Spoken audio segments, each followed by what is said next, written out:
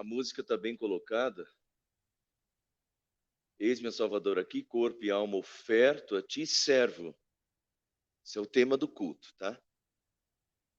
Então, só quero frisar isso porque eu coloquei a música, mas sem que a gente saiba o que vem depois, às vezes a gente não aproveita a música dentro da mensagem. Servo inútil, sem valor, mas teu contudo sou o Senhor. Fraco, esse servo é fraco em obra, no pensar, muito propenso a tropeçar. Salvo estou por teu amor e me voto, como servo, me voto a ti, Senhor. Subjugado, sou um servo subjugado em todo o ser, me submeto ao teu poder, grande é o preço do perdão, dá-me igual consagração como servo. Muito bem, mas vamos começar por aqui.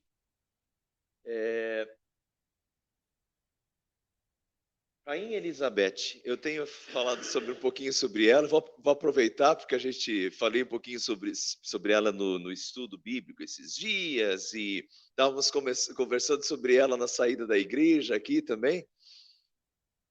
A Silvia se tornou meio fã da Rainha Elizabeth depois que nós assistimos a série do Netflix, o The Crown, né?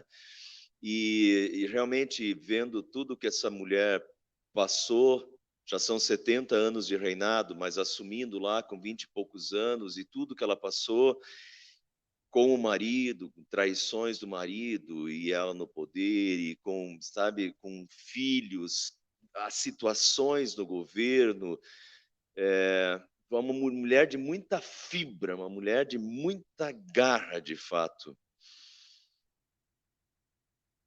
Muito parecida, né, com as mães aqui também, que, né, Bia?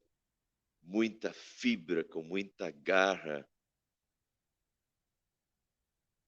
cria os seus filhos e se dedica, né? Cada uma de vocês é assim. Mulheres de muita fibra, mulheres de muita garra, mulheres que se sacrificam e que fazem sacrifícios pela sua família, pelo seu lar, né? Pelos seus filhos. Mas aí a Silvia começou a admirar a rainha Elizabeth. Aqui ela está na igreja. Aí, Iene, eu acho que tem o primeiro banco lá reservado também. A Iene estava falando esses dias que tem o primeiro banco. Ela frequentou, olha o privilégio, né? Estava falando que frequentou a igreja que a família real da Holanda participa. Nessa, Jaime? Privilégio. E daí diz que tem o primeiro banco, né, Iene? Um banco especial reservado para a família real. Daí ela estava contando que um dia ela chegou lá, cadê a família real, né? Banco vazio. Faltaram no culto. Mas depois ela percebeu que estavam todos no último banco, lá atrás. Não ocuparam o lugar de honra deles, sentaram atrás dela. A humildade. Mas bonito. De novo, são exemplos de famílias, e o que é difícil, diga-se de passagem, né? Difícil ter reis ou ter governantes que vão na igreja. Não é? E aí nós temos um exemplo de reis, de famílias reais que vão na igreja. E aqui ela tá na igreja. E não é só, a gente volta e meia, a gente vê ela indo com o carrinho dela para a igreja. Ela vai para a igreja mesmo. Tem o testemunho dos pastores da igreja. Ela vai para a igreja mesmo, ela participa. Daí a Silvia esses dias estava comentando, né? 70 anos de reinado, um dos maiores de todas as épocas. Falta 1 ano e 9 meses para ela bater o recorde de maior governo de todas as épocas, que é de Luís XIV, 72 anos. Mais 1 ano e 8 meses, 1 ano e 9 meses, ela bate o recorde, maior reinado de todas as épocas de Deus. Será que Deus não prolonga a vida de uma pessoa assim, né? E o que ela tem em mente são os reis de Israel. Os reis de Israel teve reis que tiveram a vida prolongada por serem bons reis, bênçãos de Deus para o seu governo, e um bom rei, um rei temente a Deus, é um rei cujo reino é abençoado. Então, é uma outra ótica para se até olhar um pouco para a Inglaterra. A Inglaterra não tem sido abençoado há quase, né, 70 anos por ter, de repente, um bom um governo, né, uma governante que está lá como esteio. Será que não é bênção de Deus? Não pode ser realmente bênção de Deus, um reino assim? Interessante olhar com esse olhar. E ela conta, ela dá vários testemunhos, né? Ela foi educada, o pai dela era rei, e ela fala que o pai e a mãe dela, de noite, reuniam os filhos e usavam a King James Version, que até hoje é uma das melhores traduções da Bíblia. Foi, durante séculos, a referência de tradução de Bíblia para toda a internacional. Até hoje se recomenda que a gente, por exemplo, eu tenho no meu computador, que a gente cheque a King James Version, a versão do rei James ou Tiago, mas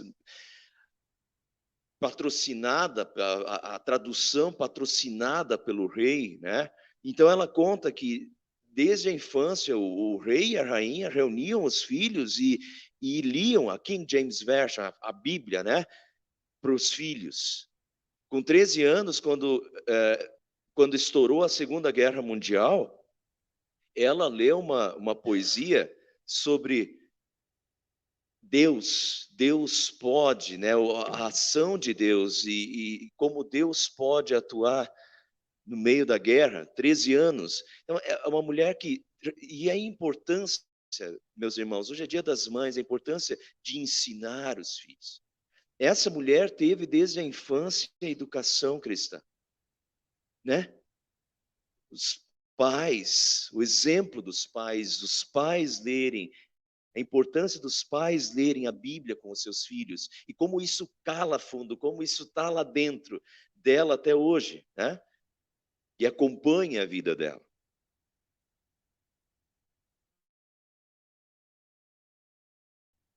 E vamos pular agora.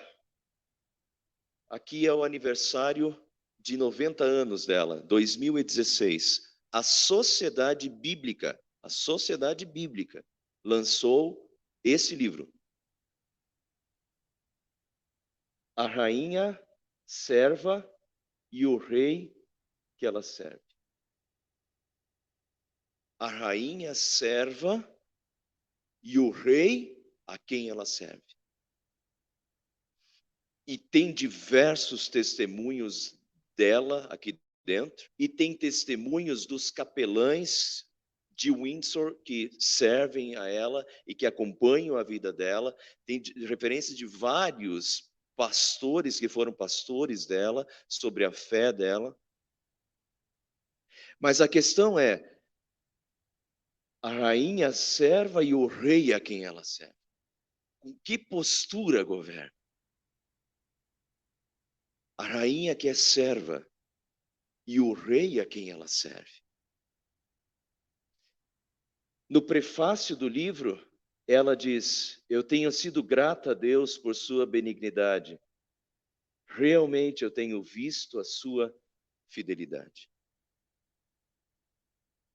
E, dentro do livro, e isso que motiva o título do livro, dentro do livro, o que ela comenta é o seguinte: Jesus é o maior exemplo de um rei que serviu as pessoas. Isso é comentário dela. Jesus é o meu maior exemplo de um rei que serviu as pessoas. Isso não quer dizer que ela é perfeita, eu só estou dando exemplos, né? Mas é interessante ver essas vidas, uma vida de pessoas influentes, que continuam tementes a Deus, gratas a Deus e usam Deus como referência, né? Eu não queria estar no lugar dela, de jeito nenhum eu queria aquele reino, né? E o que ela teve que, como mulher, enfrentar, e eu não queria aquela responsabilidade, mas é interessante ver uma pessoa no poder, uma pessoa que se mantém humilde, serva de Deus e né? E olha para Deus, busca Deus para o seu reinado. Bonito isso. Jesus é o maior exemplo de um rei que serviu as pessoas. A serva, rainha serva e o rei a quem ela serve. E daí nós vamos para o nosso texto. Quem quiser tornar-se importante entre vocês, deverá ser servo, diz Jesus. Porque os discípulos, a mãe pede que um dos seus filhos se sente à direita e outro filho se sente à esquerda de Jesus no seu reinado. Ela quer importância para os seus filhos. Na verdade, se nós formos ler o Evangelho de Mateus e de Marcos, a gente vai ver que os discípulos já estavam anteriormente conversando sobre quem deles era o maior. Não, isso não aconteceu só ali. Eles já vinham, diz a Bíblia que eles já vinham conversando pelo caminho sobre quem deles era o maior. Então, tá vendo esse orgulho humano, né, de querer ser o maior, quem é o maior, tá? E daí chega ali e a mãe pede para um filho dela sentar à direita e outro filho à esquerda. E então agora Jesus de fato pega eles pelo cangote, né? Ó, não é assim, pessoal. Não é por aí. Quem quiser tornar-se importante entre vocês deverá ser servo. Quem quiser ser o primeiro deverá ser escravo. Como o filho do homem que não veio para ser servido, mas para servir e dar a sua vida em resgate por muitos. Como o filho do homem que não veio para ser servido, mas para servir.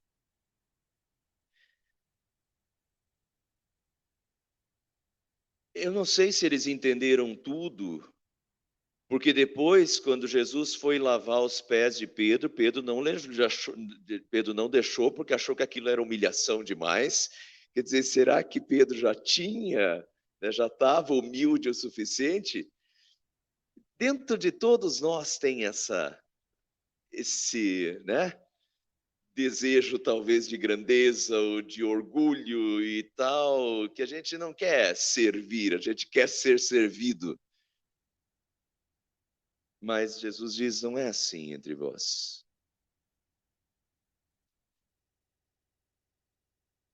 O Filho do homem não veio para ser servido, mas para servir e dar a sua vida em resgate por muitos. Sejam vocês aqueles que servem em humildade. Jesus lava os pés dos discípulos. Sirvam em humildade. Sirvam uns aos outros. Sirvam a Deus. Né? Aquela famosa frase do John Kennedy: